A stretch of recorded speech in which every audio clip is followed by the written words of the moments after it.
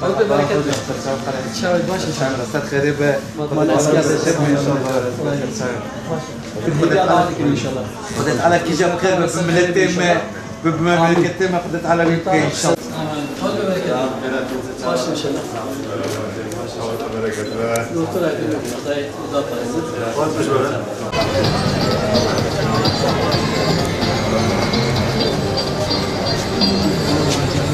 İnşallah.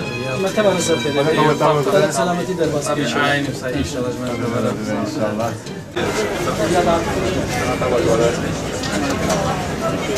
Doktor Aydın Bey.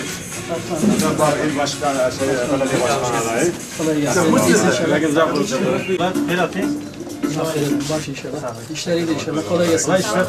Valla Allah daha iyisin inşallah. Biz esnafın ızdırabını seçimden önce değil, özellikle seçimden sonra dinleyeceğiz inşallah diyoruz. İnşallah. Bir özellikle baş inşallah.